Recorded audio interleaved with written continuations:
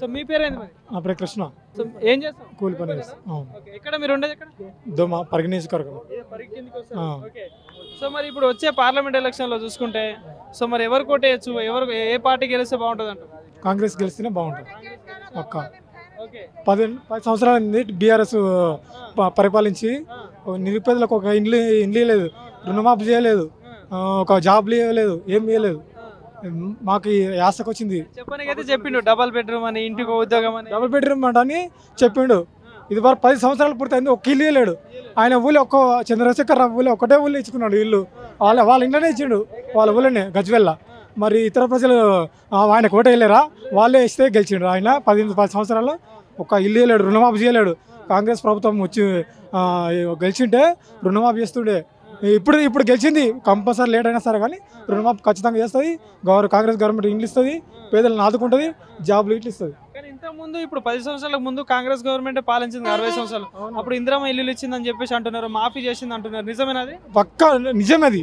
పక్కా ఇందిరమ్మ ఇండ్లు ఇచ్చింది government, Congress government భూములు ఇచ్చింది, అన్ని విధాలుగా ఎడ్ల బండ్లు ఇచ్చింది, చేనుల బావులు ఇచ్చింది, ప్రతి పని చేసింది కాంగ్రెస్ ప్రభుత్వం. కానీ బీఆర్ఎస్ ప్రభుత్వము మేము మాకు భవిష్యత్తు బాగుపడతాం అనుకున్నాం, మా చదువుకున్న వ్యక్తుల భవిష్యత్తు బాగుపడతాం అనుకున్నాము.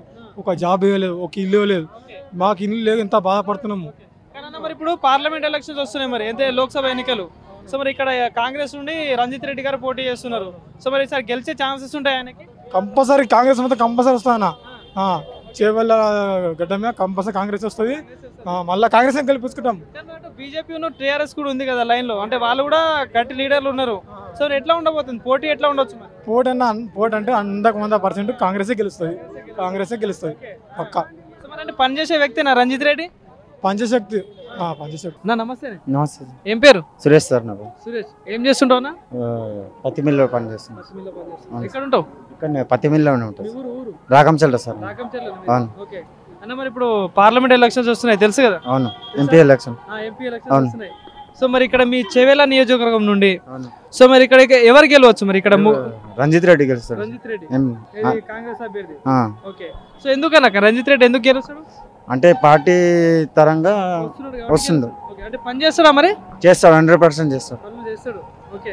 అంటే వస్తుండట మీ ఊరికి ఎప్పుడైనా వచ్చిండు ఒకసారి వచ్చిండు. నేనైతే కలవలేదు, ఆడ పని ఉంది కాబట్టి చూడలేదు.